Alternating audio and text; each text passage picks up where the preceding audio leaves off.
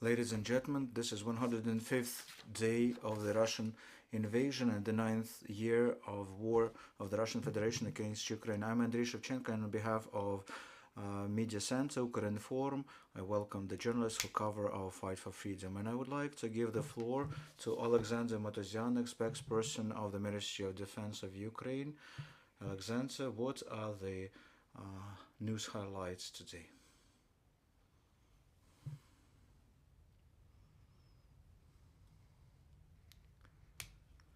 Esteemed friends, hello. This is the information about the military aggression of Russia against Ukraine as of this morning. This is 105th day of active phase of great liberation war of Ukraine for its territorial integrity and independence. The main goal of the Russian aggressor at this stage remains the occupation of Lugansk and Donetsk oblasts within their respective administrative borders, maintaining the resilience of the land corridor with the occupied by Russia Crimean Peninsula. And also another task of Russia is to completely block maritime communications of Ukraine in this northern western parts of the Black Sea. The enemy intensified fire and conducts assaults along the whole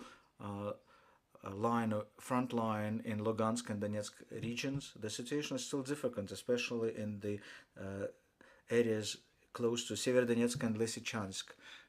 In preparation of missile strikes against our country, our intelligence says that the crew of the long-range jet 22M3 of the Russian Air Force from the airspace of Rostov Oblast, 40 kilometers west from the Shakhty village, made electronic launches of X-22 missiles, most likely trying to perpetrate such strikes against the civilian and military infrastructure in the southern and eastern oblasts of Ukraine. Right now, the enemy focuses on assaulting and trying to besiege our troops near Sverdlovsk and Lysychansk and block main logistics access. At Limansk access, Ukrainian fighters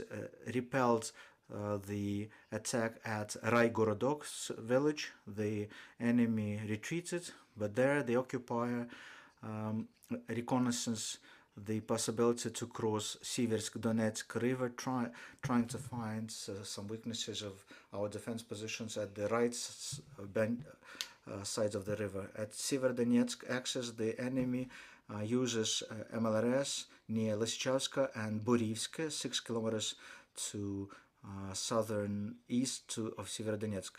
Also, the enemy assaults Severodonetsk itself, but the armed forces of Ukraine are repelling them successfully. At Bakhmut axis, the armed forces of Ukraine repel the enemy's assault at Kamyshovacha, which the enemy plans to fully control. At Avdiivka, Kurachiv, and Novopavlivka axis, the enemy fights us along the whole front lines using airstrikes and artillery. The goal here is to seize our ability to deploy our reserves elsewhere. At Zaporizhia region, the aggressor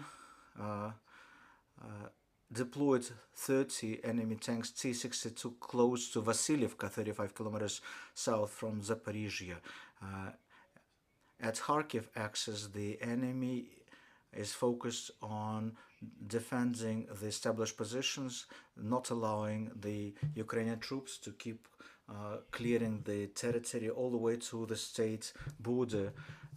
The enemy strengthened the grouping of forces by deploying to the Veseles village, 17 kilometers from Kharkiv, one battalion tactical group from Central Military District. The enemy conducts shelling our troops around Kharkiv. And at Slavyansk axis, the Ukrainian military troops prevent the Russian troops from launching an assault at Slavyansk, where the enemy, in order to identify the location of our troops, conducts air reconnaissance using UAVs, especially near village Pashkove, 25 kilometers south from the city of Izum.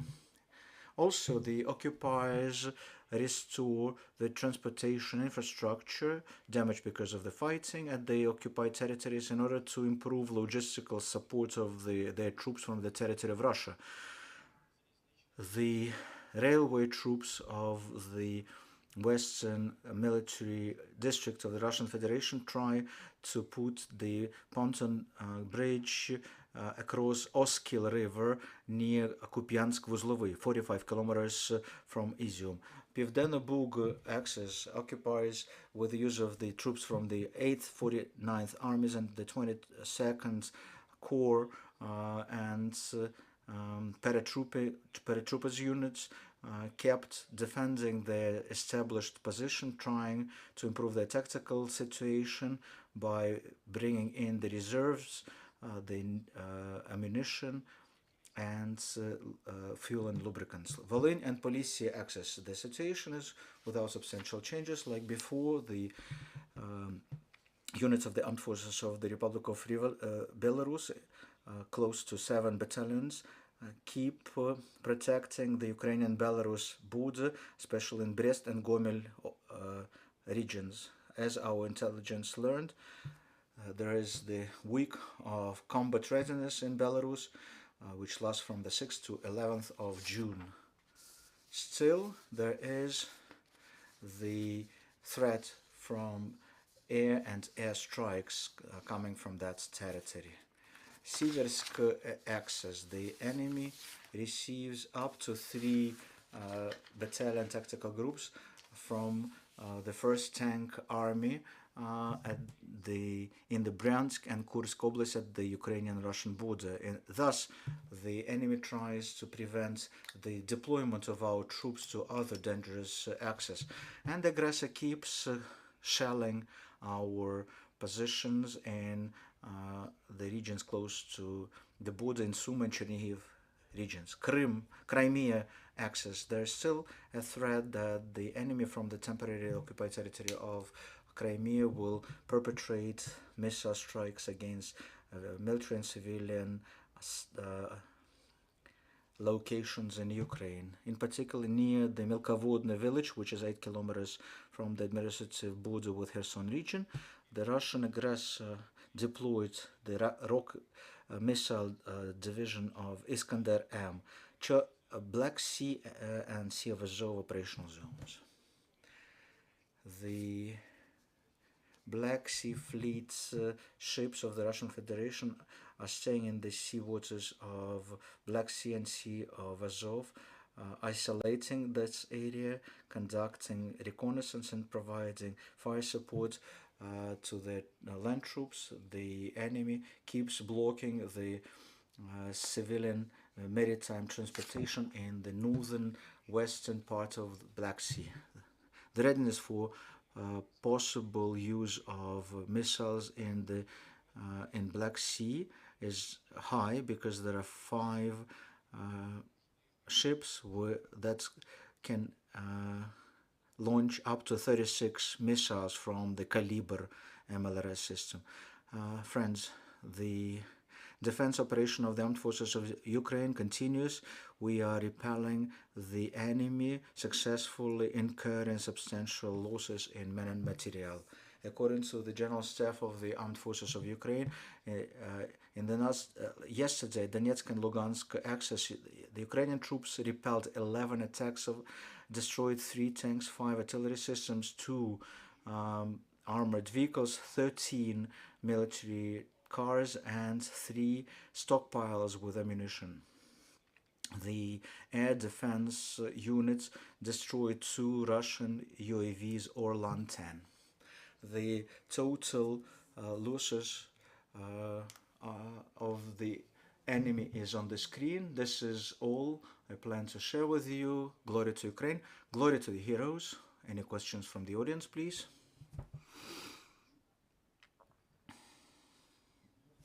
Greg Myrie with National Public Radio.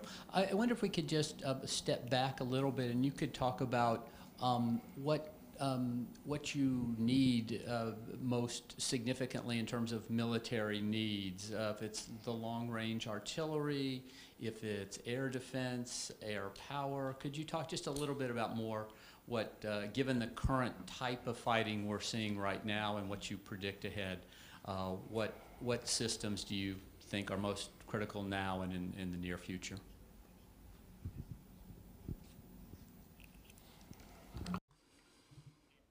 Thank you. Ukrainian army does need weapons. First of all, it's a lot of access.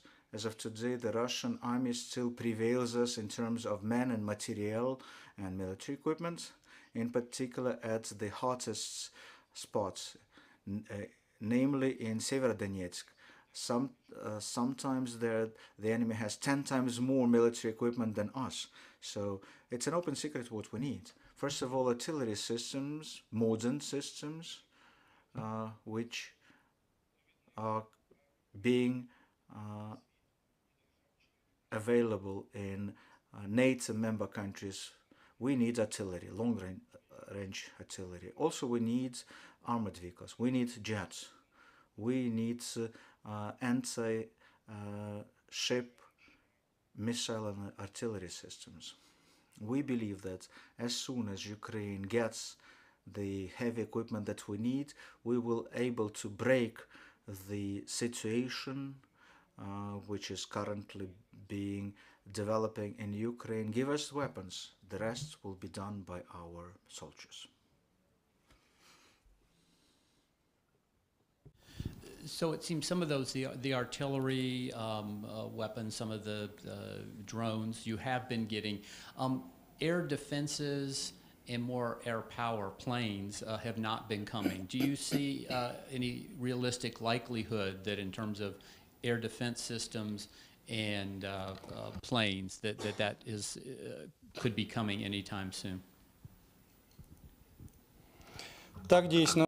Yes, we do receive some of the artillery systems of NATO 155mm caliber have been deployed successfully by our troops against the Russian occupiers. As to the other weapon systems, we expect that it will come, and it's worth acknowledging that it will take some time to achieve that. The fact that Ukraine now needs these types of weapons became a surprise to most of the international military industries that now have extra orders to manufacture ammunition, equipment, weapons. So this cooperation needs to be planned in advance, and some countries were not able to provide us these types of weapons in short period of time because they had to satisfy the previous commitments. So we'll have to wait a bit. In some countries, in order for that country to be able to provide their weapons to Ukraine requires international agreements, and it also takes time. So unfortunately, it doesn't happen overnight. We are waiting still for modern military equipment to start being shipped into Ukraine for us to be able to clean our territory from enemy. For that, we need, first and foremost, long-range artillery, which would allow us to save lives of our soldiers, and we have already started doing so with the first such systems that we have received. Thank you.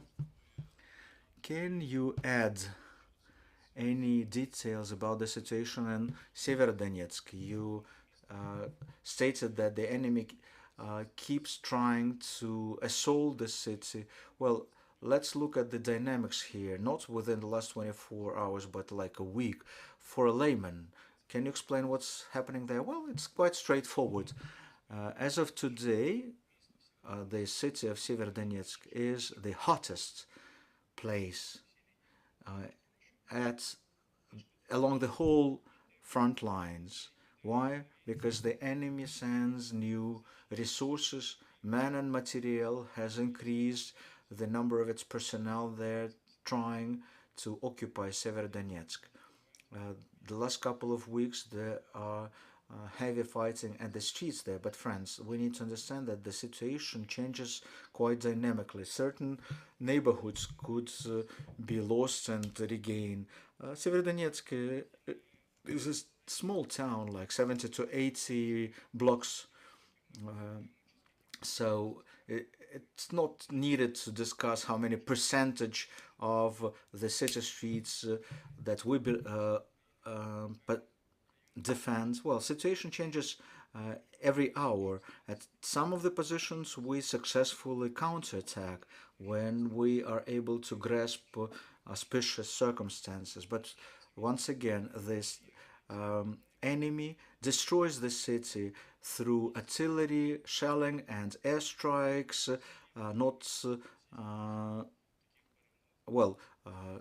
Focusing all their men and material there because their senior command wants, despite the losses, seize Severodonetsk. Then they will try to lay siege to Lysychansk, besiege it, and also they try to cut the logistics highway, Bakhmut-Lysychansk highway, which we use for logistical supplies. So the enemy plans are quite crystal clear to us. All of the enemy plans are well known to the General Staff, which allows us to respond adequately to those challenges and threats. But again, the situation is quite difficult there. Well, thank you, Oleksandr Motuzianyk, spokesperson of the Ministry of Defense of Ukraine. Thank you, friends. Believe in the armed forces of Ukraine. Glory to Ukraine. Glory to the heroes. And this concludes the agenda of Ukraine from Media Center for today. Check out our announcements. Stand with Ukraine.